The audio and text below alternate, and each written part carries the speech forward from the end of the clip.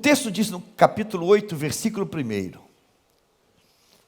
Jesus, no entanto, foi para o Monte das Oliveiras. De madrugada, voltou novamente para o templo. Ele estava no Monte das Oliveiras orando. De madrugada, muito cedo, antes do sol nascer. Ele volta novamente para o templo. E todo o povo se reuniu em volta dele. E Jesus, assentado, os ensinava. Então, ele está, depois de uma noite de oração, ele está ensinando. Ele está ensinando, ele está transferindo princípios. Ele está transferindo, fazendo uma outorga de conhecimento. O ensino é algo que você leva ou deve levar para a vida toda. O ensino que você adquire e você não descarta ele. A gente aprendeu lá e a gente guarda aquilo e a gente vai viver a partir daquele ensino que nós recebemos. A gente não apaga, não deleta, não. Então ele está transferindo uma verdade eterna. Versículo 3. Então os escribas e fariseus trouxeram à presença dele, ele está ensinando, uma mulher surpreendida em adultério. Então a coisa está fresquinha.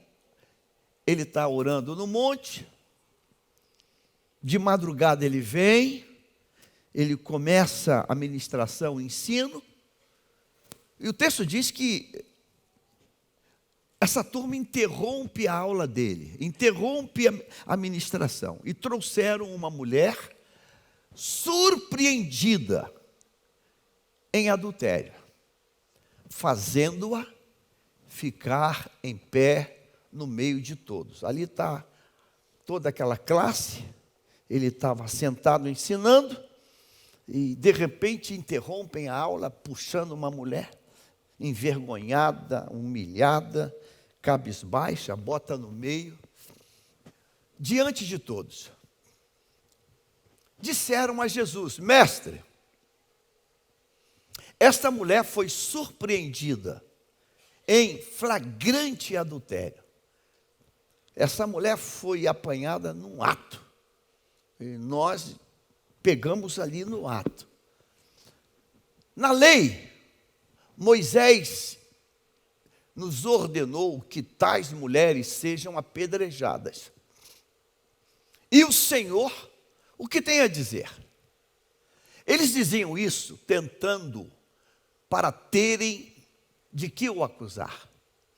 Mas Jesus, inclinando-se, escrevia na terra com o dedo. Como eles insistiam na pergunta, Jesus estava sentado, se levantou e lhes disse: ok, tudo bem. O propósito é apedrejar ela, está liberado. Com uma condição. A lei diz isso, para matar ambos. Mas ok, estão liberados. O primeiro que estiver sem pecado, pode começar aí esse ato, esse assassinato. Disse isso e voltou para o chão. O primeiro que estiver sem pecado, pode começar a jogar pedra. Está cheio ali. Ele continua escrevendo no chão. Mas eles, ouvindo essa palavra, essa resposta, foram saindo um por um. Ou seja, nenhum ali, daquela turma que chegou, nenhum deles estavam em condição disso. Todos estavam afundados no pecado. Nenhum deles puderam fazer isso. E um por um foi saindo, a começar pelos mais velhos, até os mais novos. Toda a escala de idade de gente de idade, cabelo branco, a gente nova.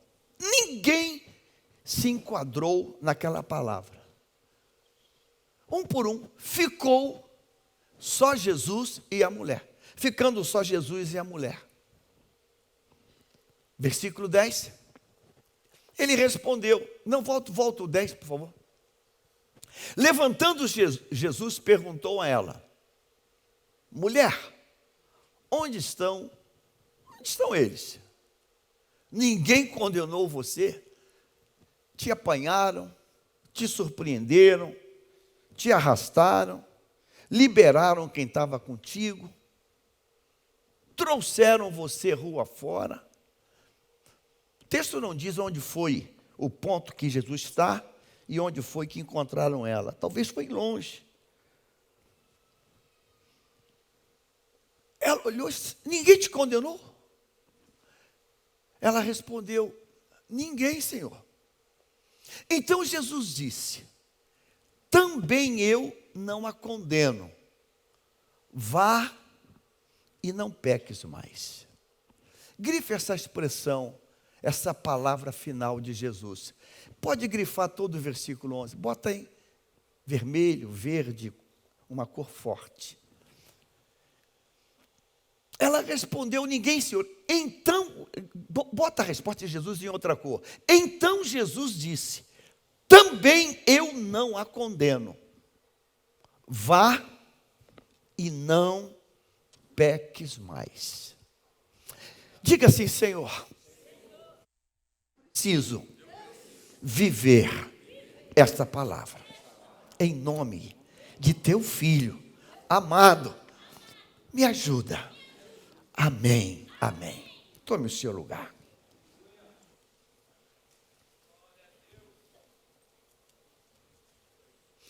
Eu olho esse texto e vem ao meu coração, versículo 11 que estamos.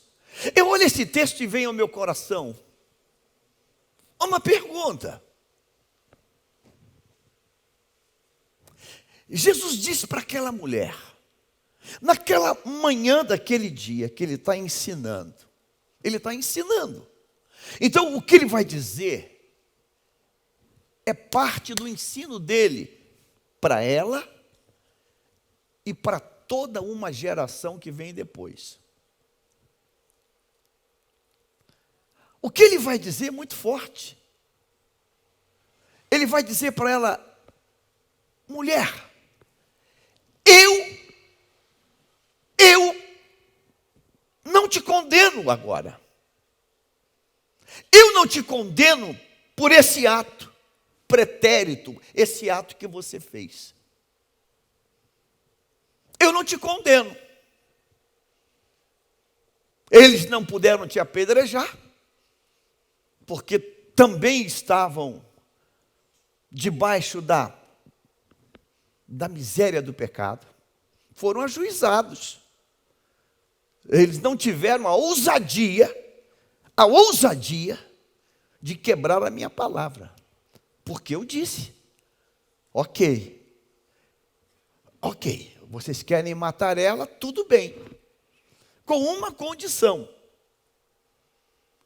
Quem estiver sem pecado, pode começar. Atire a primeira pedra. E os outros vão a reboque.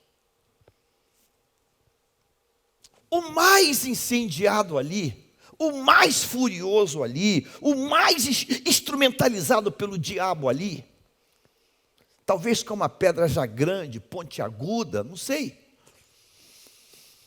Quando ouviu essa palavra, ele bateu dentro dele algo. Quem estiver sem pecado. E ele, numa viagem, numa introspecção, no mergulho, eu não posso, porque eu estou sujo.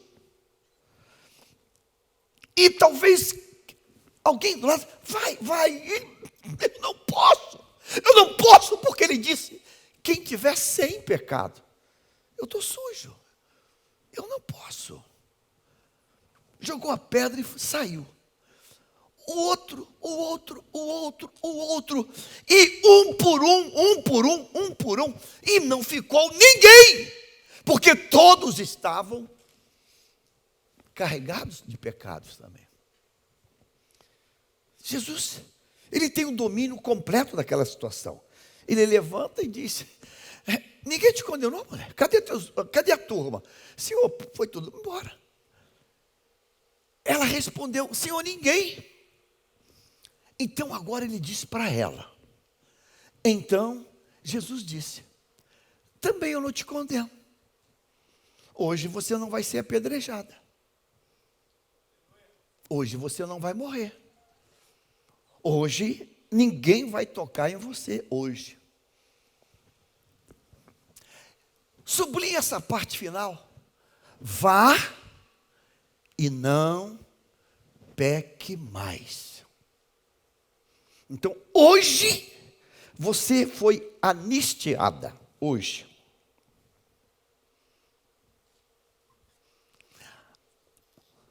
Agora você vá, toca a tua vida, vai embora. Vá para casa. E não peque mais. Hoje você teve a graça, a anistia, a alforria. Mas se você escorregar novamente, o dano vai chegar para você. Eu quero pensar nesta noite contigo e comigo sobre por que Jesus disse isso para ela. Porque ele faz uma proposta para ela que eu diria que é impossível, né? Ou não? É impossível. É impossível porque o pecado está em nós. Mas esse texto tem muitas implicações. Leia comigo, por gentileza. Quando o apóstolo João vai escrever na primeira carta de João, coloca na tela esse texto. E ele vai dizer: filhinhos, não, coloca primeiro Tiago. João 1:8. 1 de João 1:8. Jesus faz uma proposta para ela muito pesada. 1 de João 1:8. Coloca na tela esse texto. Se dissermos que não temos pecado nenhum, a nós mesmos enganamos. E a verdade não está em nós. Eu diria que nós, com a queda, nós ficamos com um defeito de fábrica. Porque pecado não é só o adultério. Pecado é tudo aquilo que desequilibra o que Deus tem para mim e para você. O que fere o próximo. Amarás o Senhor teu Deus de todo o teu coração e ao próximo como a ti mesmo. Adultério é um pecado terrível, absurdo, nojento, miserável. Mas desrespeitar o filho, a filha, o esposo, a esposa, é pecado ou não? Pecado também. É pecado também. E para Deus não tem pecadinho nem pecadão. É pecado. Defraudar alguém, dar volta em alguém, trapacear alguém, é pecado. Ah, pastor, mas eu não adulterei. Também é pecado. Também é pecado. Lesar alguém é pecado. Danificar alguma coisa é pecado. Também é pecado. Também é pecado. Tem até aquele pecadozinho que é light. Pastor, cheguei no shopping, estava cheio, tem lá a vaga lá para cadeirante. Aí eu parei. Você é cadeirante? É pecado. Tu pecou. Ou então está lá aquele vaga lá, grávida. Você está grávida? Não. Você parou ali? É pecado. Pastor, eu só lamento, é pecado. Enquanto eu não tirei aquele bendito cartãozinho de idoso, eu não parei ali. Aí eu tirei, agora eu paro. Paro e... Mas eu conheço gente que para na vaga de cadeirante. E eu pergunto, você é cadeirante, cara? Não, mas eu saio mancando. Eu falei, pô. É pecado. É pecado. Eu quero tentar entender isso. Por que Jesus foi tão forte assim? Isso é possível?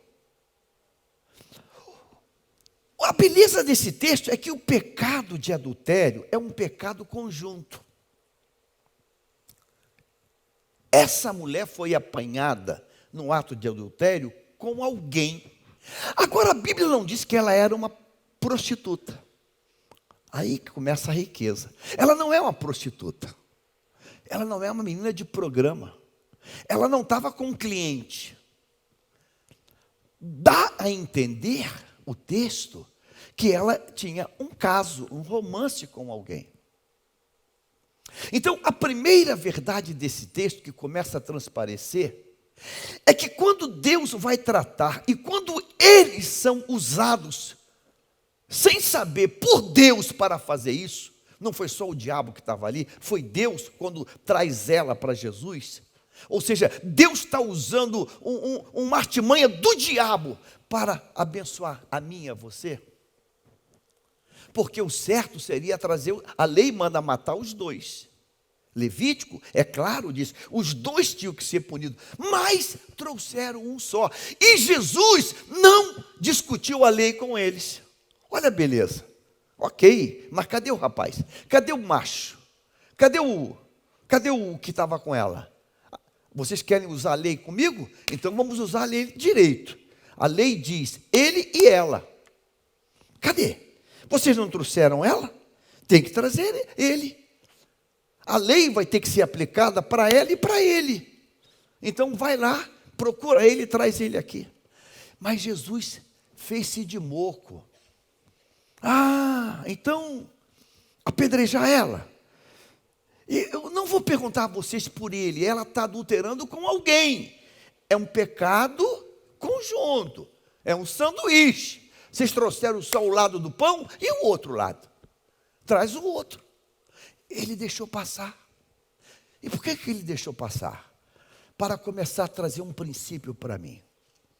Nunca arranje uma desculpa de tratar, de deixar um pecado ligado à ação do outro. Nunca mais faça isso. Nunca mais faça isso. Não, pastor, eu estou praticando porque a gente está junto, né? Eu já falei, vamos consertar. Mas não quer consertar, pastor.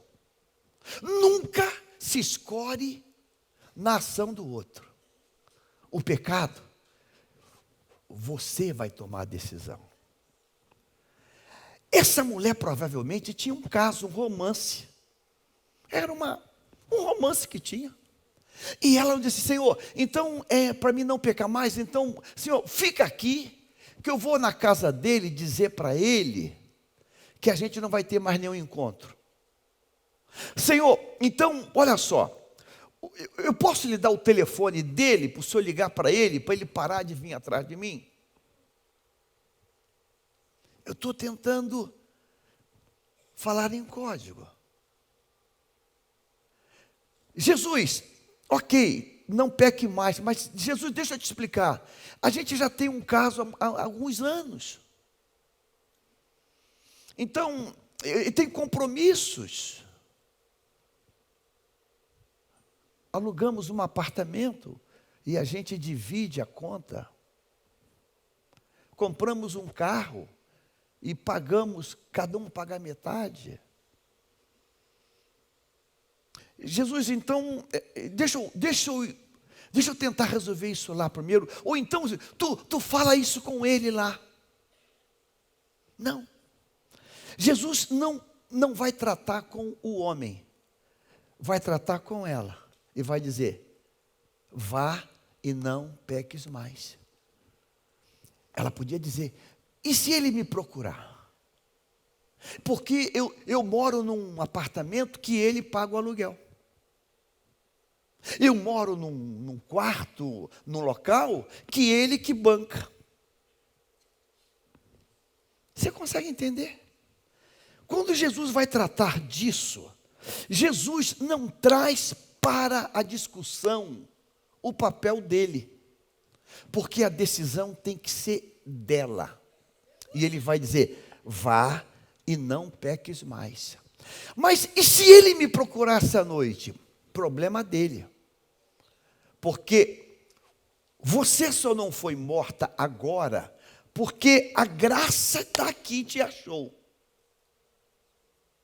Agora, não vincule a graça que você recebeu a um acordo ou algum envolvimento com ele lá. Aqui tem uma primeira grande verdade. Por que você não se endireita? Não, eu estou tentando convencer o outro lado. Por que você não bota um basta nisso? Não, porque eu estou tentando convencer ele a fazer isso.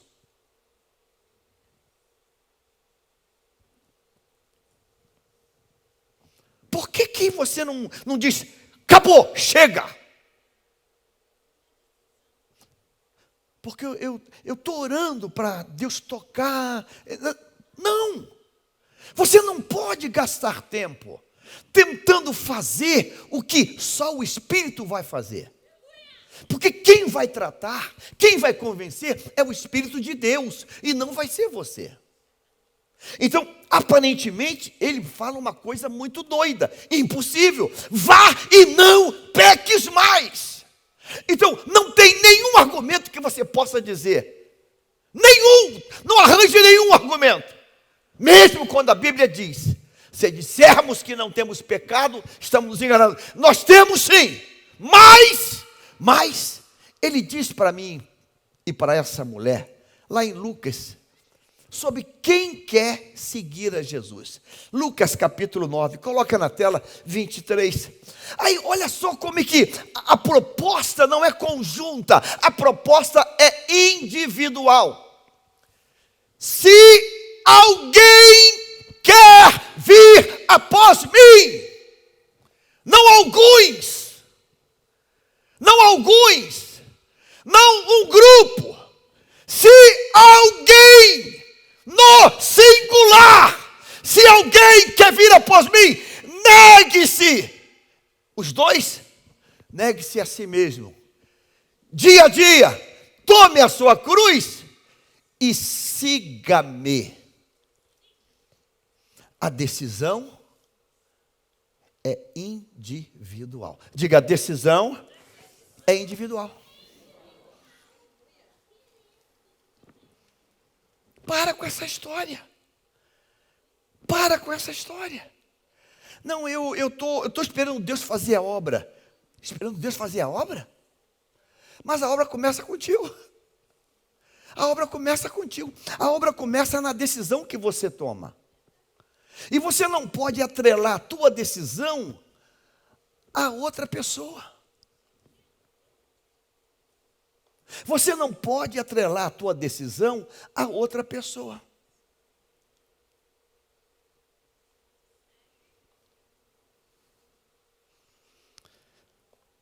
Por que eu estou pregando isso? Eu recebi um testemunho tão lindo de alguém.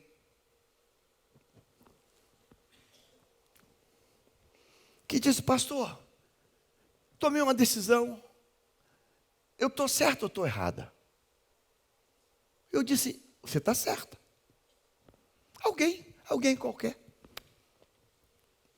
Casado, para não saber quem é quem.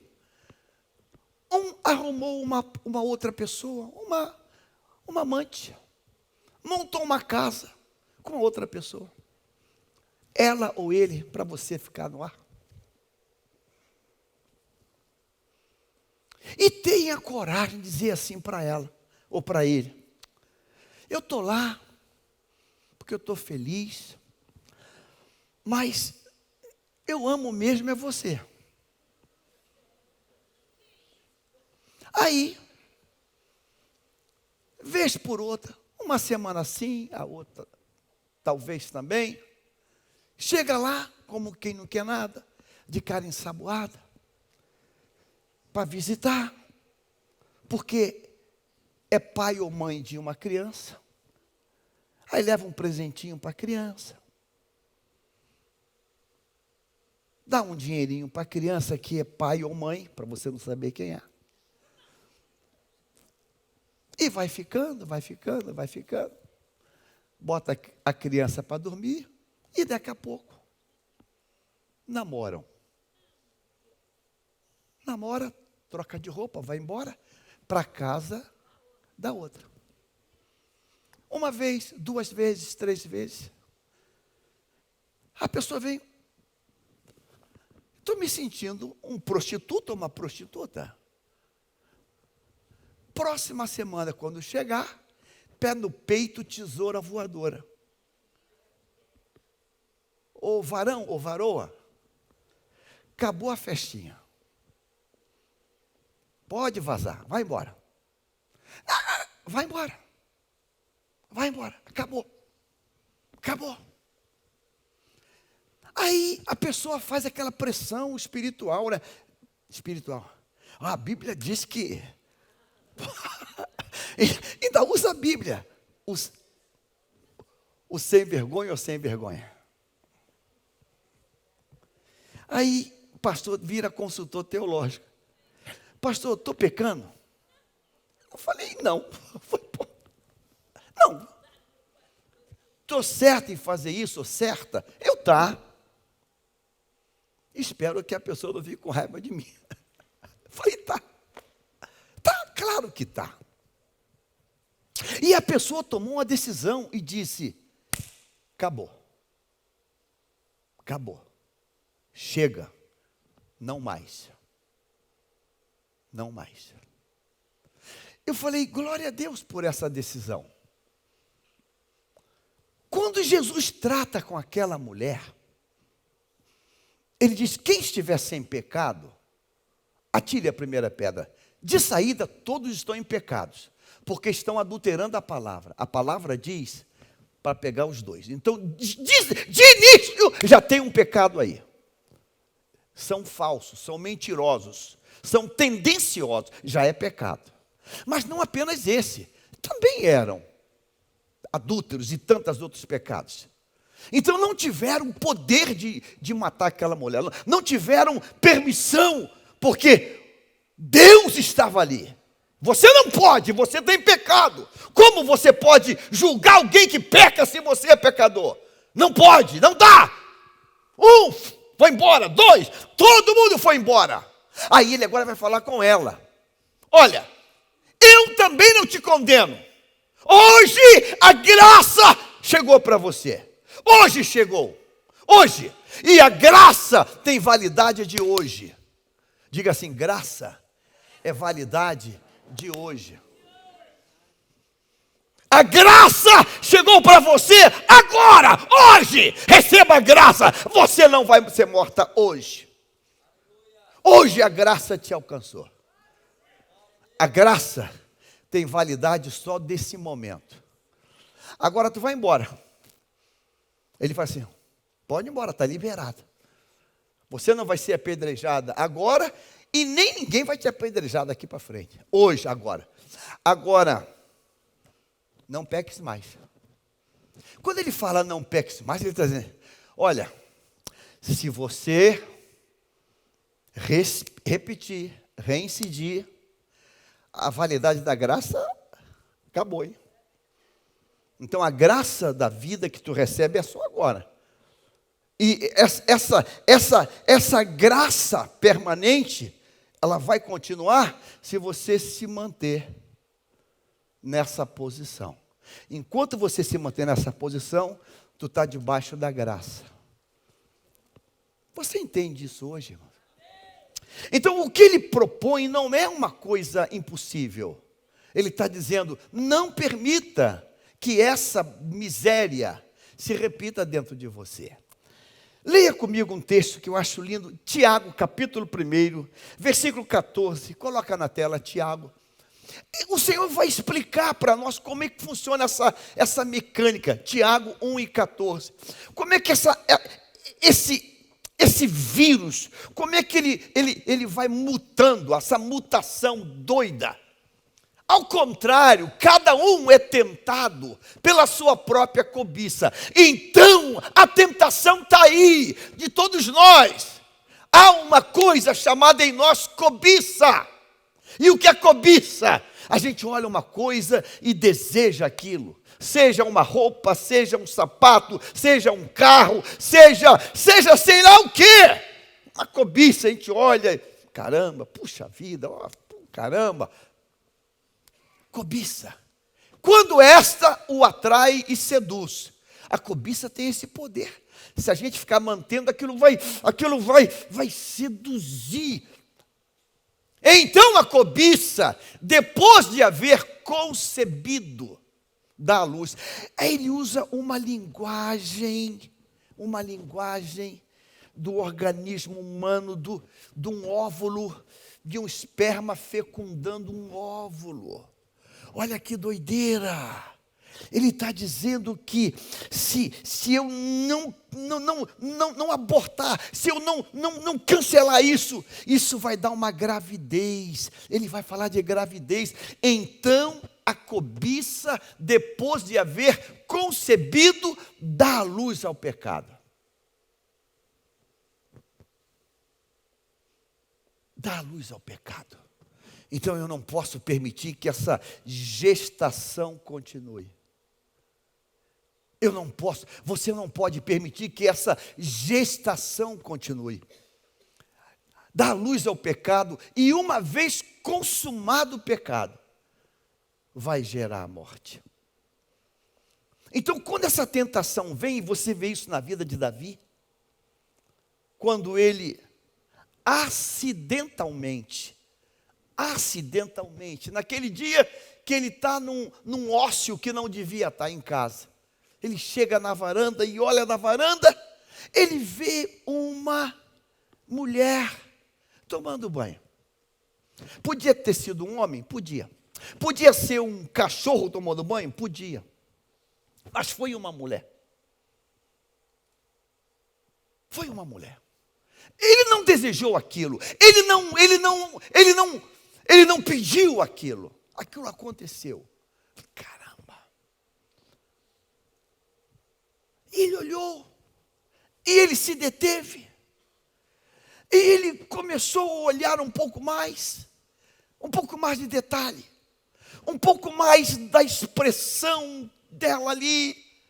E aquilo trouxe uma gravidez. Quem está exposto a isso?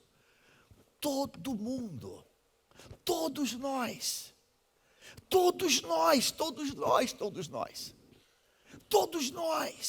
estamos expostos a isso, todos nós. E temos que saber que esse negócio é perigoso. Essa gravidez, ela não precisa de inseminação artificial, não. Ela acontece porque é da natureza humana. Então, quando ele começa a perceber aquilo, ele permitiu que aquilo tomasse corpo, tomasse forma. O pecado deu à luz. Ele manda chamar ela. Ele está completamente cego, entorpecido por aquele sentimento dentro dele. Aí você vê o contraponto de José, lá no Egito, na casa de Potifar. Algo bem parecido, mas que teve um final diferente do final de Davi. E em José, foi muito pior o quadro, porque em José tem o assédio dela, tem o elogio dela para ele, e ela é a patroa dele. Então, quando você pega os dois casos, Davi e José, tu vê que José foi no nível muitas vezes maior, porque está em casa, sozinho, E ela fica bonito, vários dias, seu lindo, charmoso e tal, vários dias, até que um dia ela consegue montar um plano quase que imortal. Não tem ninguém ali, nem um empregado, e ela parte para o físico, ela agarra ele. E a Bíblia diz que quando aquela mulher agarrou José, ele se desvencilhou e deixou a capa dele e saiu. E ela inverte a pauta. Aquela que assediava, ela muda o discurso para a vítima. E ela vai dizer, gritando, socorro, ele tentou me pegar, me estuprar, socorro. Socorro. Agora é a palavra de uma egípcia com um judeu naquele país. Uau! Sem defesa, é preso, é sentenciado a um cárcere. Vai morrer naquela cadeia.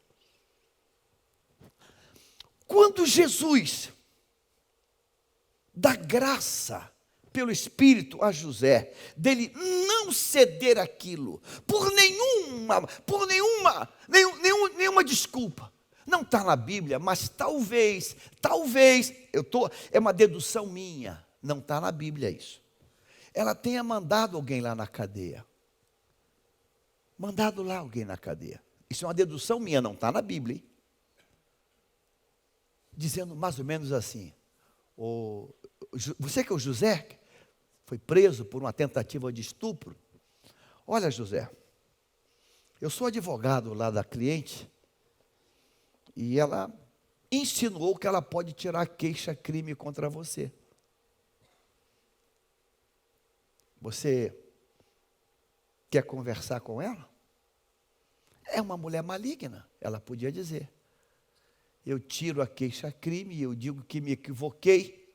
No retrato falado, eu pensei que era você, mas era outra pessoa, e que na verdade você é inocente. Aí você volta para casa. E a gente fica. Talvez. Mas José, ele se manteve naquela posição.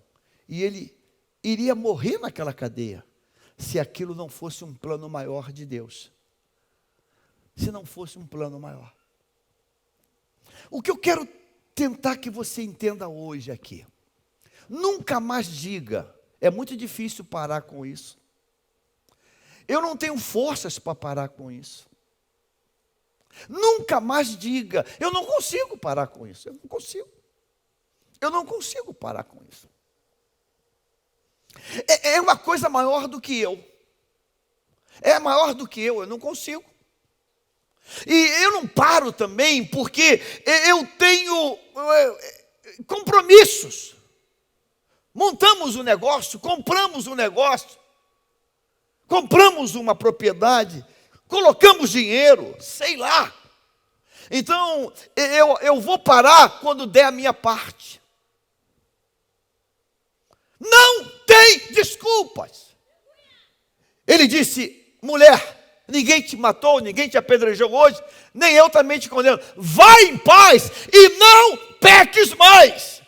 Mas, Senhor, deixa eu te explicar uma coisa, que o senhor não sabe. Esse rapaz que estava comigo, já é um caso de 3 anos, de 4 anos, de 5 anos, sei lá. Ele está me mantendo, porque eu sou muito pobre. Ele alugou uma casa para mim, me dá um dinheiro todo mês. Não tem desculpa.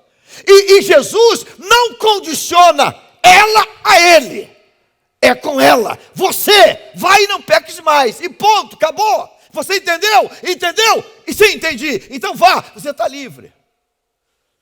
Eu estou tentando dizer para alguém hoje aqui, nunca mais condicione a tua decisão a outra pessoa. Desatrela isso.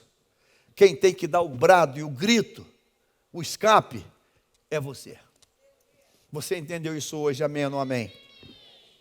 É você que tem que dar esse brado. É você.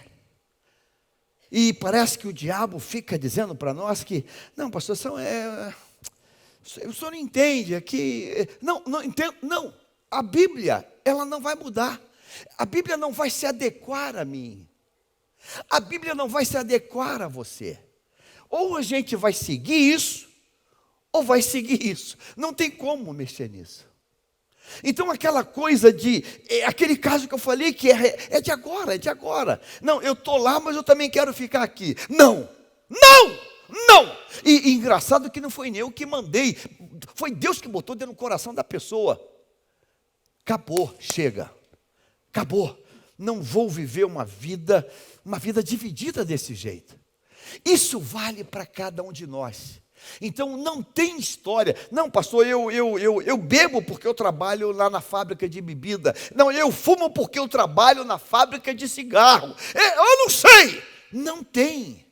A decisão tem que ser tua. E você nunca mais vai atrelar a tua decisão dependendo de ninguém. Você está entendendo isso? Amém ou não amém, meu irmão? Há um texto na Bíblia que está na carta aos Hebreus, capítulo 4. Vamos ler do 14 ao 16. Esse texto talvez vai ficar mais claro para mim e para você. Hebreus, capítulo 4, versículo 14 ao 16. Tendo, pois, Jesus, o Filho de Deus, como grande sumo sacerdote, que adentrou os céus, conservemos firmes a nossa confissão. O autor da carta aos Hebreus está declarando que não pode ter dúvida, Jesus é o grande sumo sacerdote, meu e teu, e ele entrou no céu por mim e por você. Amém ou não amém? Amém. Versículo 15, agora olha só. Porque não temos sumo sacerdote que não possa se compadecer das nossas fraquezas. Aleluia!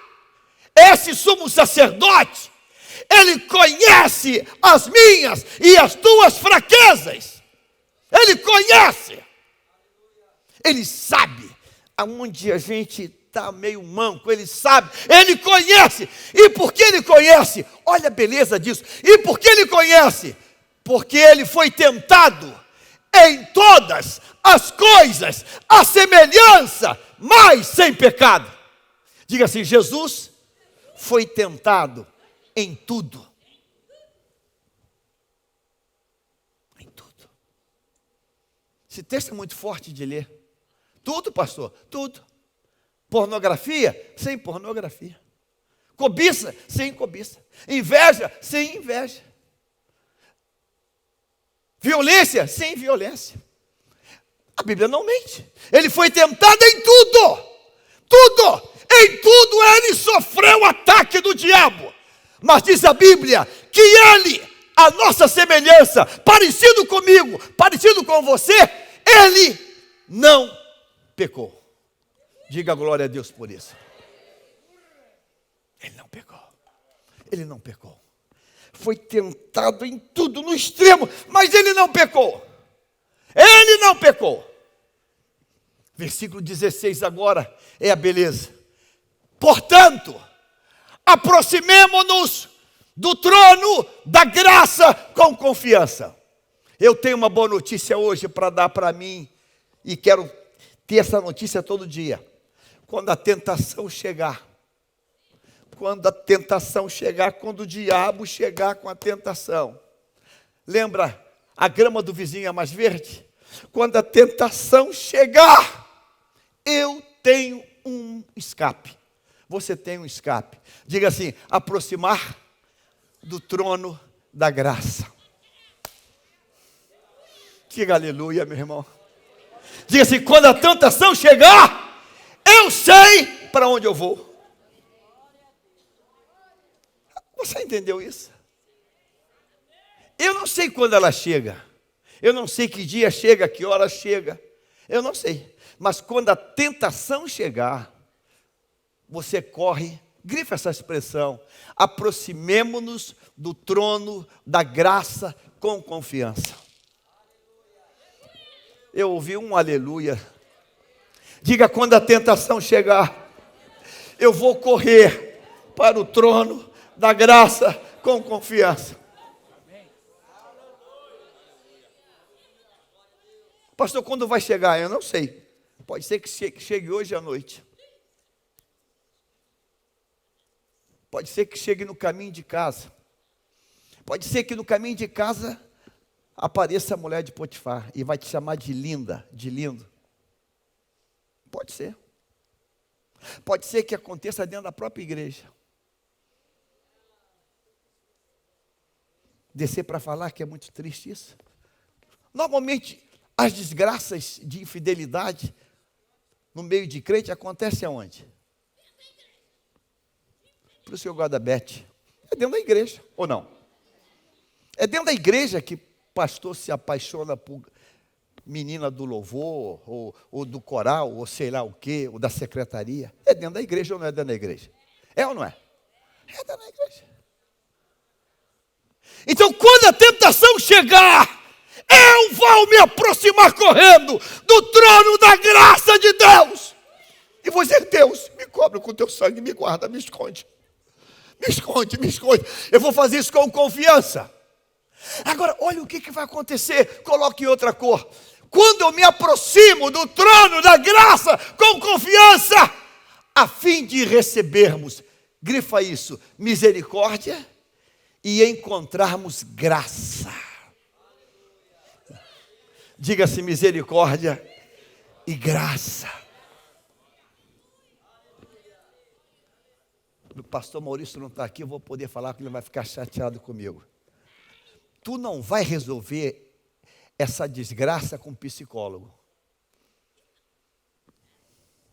Você não vai resolver isso na terapia. Não vai não. Não vai não, hein? Tu esquece isso. Tu esquece isso.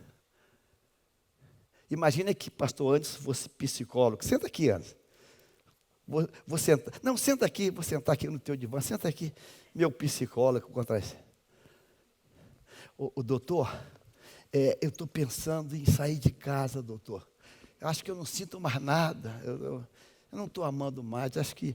E tem uma moça lá no meu trabalho, uma secretária na faculdade que eu estudo, e está gostando de mim. E o que você me diz, hein? O que o Freud diz? Sabe, irmãos, aproximemos-nos do consultório do terapeuta, do psicólogo, do analista. Está todo mundo fazendo análise aí fora. Estou fazendo análise. Em nome de Jesus. Continue na tua análise. Mas deixa eu falar uma coisa para você. Corre para o trono da graça. Mas vem assim. Vem, aproximemos-nos com confiança. Ou seja, Deus vai me dar, assim, vou repetir, Deus vai me dar livramento, Deus vai me livrar, Deus vai me livrar, Deus vai me livrar, Deus vai me livrar, Deus vai me livrar, Deus vai me livrar, Deus vai me livrar, porque quando eu me aproximo, coloca isso aqui em Bruno, coloca assim, a fim de recebermos, diga assim, eu recebo no trono da graça. Você não compra remédio no posto de gasolina. Você não compra remédio no fast food lá do Mac. Remédio, vai na farmácia. Vai na farmácia. Sabe, se eu quero receber, sublinha essas duas expressões, misericórdia, e se eu quero encontrar graça, só tem um lugar.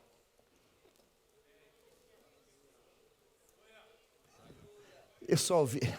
Diga assim, misericórdia e graça tem um lugar. Trono da graça. Aí você entende João 8. Aquela turma sem saber pegou a mulher e levou para a graça. A graça é Jesus, está aqui Jesus. Eles não faziam ideia que estavam trazendo ela para o trono da graça, para a graça entronizada que estava ali, para o Deus que se fez carne que estava ali. Sabe, irmãos, eu não sei que tipo de guerra você está enfrentando, está passando. Seja uma guerra de uma prática sexual, seja uma guerra de uma bebida, de um cigarro, de uma droga, de um vício de jogo, eu não sei, de um carteado, eu não sei, mas tem escape. Deus hoje manda dizer para você que hoje é dia de escape, portanto, contudo, logo, aproximemo-nos. E eu gosto desse tempo verbal, aproximemo-nos. Porque no trono da graça tem lugar para todo mundo. Amém. Veja só, ele não especifica o quê? Olha, vem só quem está com minhoca na cabeça, não. Aproximemo-nos todo mundo. Agora, a parte final, irmãos. Ela coloca em outra cor isso, e sublinha isso, para ajuda em momento oportuno. E eu quero fechar aqui com isso. Há um momento oportuno de você escapar. E se você perder esse time, você perdeu. Se você perder esse time, você perdeu. Então, o escape tem um momento oportuno. E o momento oportuno é aquele que você foi colocado, sabendo ou não sabendo, consciente ou não consciente, diante da graça. Diante da graça, você foi exposto à graça. E a graça vai dizer: eu não te condeno hoje, vá e não peques mais. Sabe, irmãos, Jesus está voltando. E Eclesiastes diz: em todo tempo sejam alvos as tuas vestes, e nunca falte o óleo sobre a tua cabeça. Quantos creem que Jesus está voltando? E quantos creem que antes da volta de Jesus, a pressão vai ficar maior? Vai ficar maior, irmão. Vai ficar maior. A impaciência, os ataques, as guerras internas, vai ficar maior. Sábado que vem vamos ter um encontro de casais. Tratados para tratar. Tratados para tratar. A guerra está travada.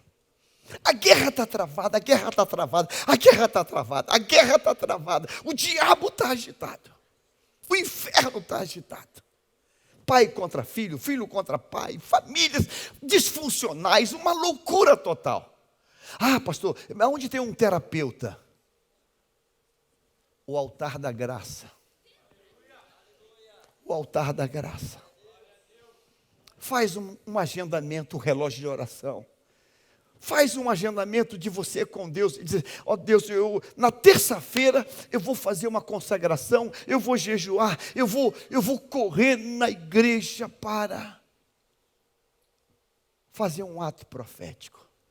Esses dias atrás eu estava aqui trabalhando, aí chegou alguém da igreja, que frequenta a igreja, e eu olhei durante o dia, não tinha ligado, não tinha marcado nada comigo, e eu prestativo, falei: tudo bem, Pai do Senhor, vem falar comigo? Não, pastor.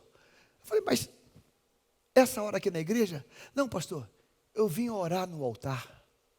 Eu falei: amém, me perdoa, amém. Tudo apagado, não tinha ninguém. Desceu a escada, parou o carro, desceu a escada, ajoelhou aqui. Eu correndo para lá, correndo para cá, passei, a pessoa está aqui, fui lá em cima, voltei, estava aqui. Eu falei: Jesus.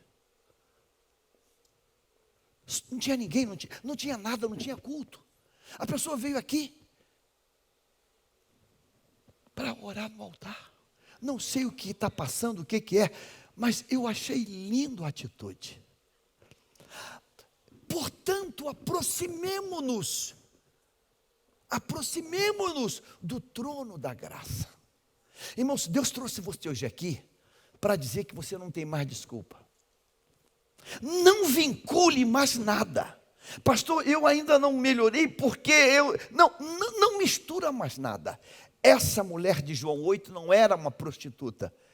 Ela foi apanhada no adultério. E não foi um estupro. Então havia uma relação, havia uma intimidade, havia um algo ali. Havia um algo entre ela e o outro lado. E ela não condiciona. Ela, Senhor, pedir uma coisa impossível, Senhor. Como é que agora eu vou dizer para ele que me mantém? Não, ela não condiciona. Ela recebe a palavra. Como que diz? Amém. Vai e não peques mais. Eu quero que você tenha entendido isso hoje. E quero que você agora pare e diga assim, Deus, o que eu tenho que parar? O que eu vinha fazendo e não vou fazer mais? Seja uma prática que eu tenho, seja um comportamento que eu tenho. O que eu vinha fazendo e eu decido hoje não fazer mais. E ninguém vai estar atrelado ou vinculado nisso. Não, quando o outro lado parar, aí eu paro. Não, desvincula. É você, é pessoal. Você entende isso hoje, irmãos? Eu estou falando para mim, estou falando para você. Ou quando você acha que quando eu estou pregando, eu não sou o primeiro dessa palavra. Eu quero que você entenda isso hoje. E quero dar a você agora um tempo de você dizer, Deus, Hebreus capítulo 4, foi escrito para mim. O Cristo que eu sirvo, Ele passou todas as provas. Ele foi tentado em tudo. Tudo é tudo. Tudo é tudo. Ele foi tentado em tudo. E Ele não sucumbiu. Ele não sucumbiu. Então, se Ele foi tentado em tudo e não sucumbiu, eu tenho uma referência. Você tem uma referência.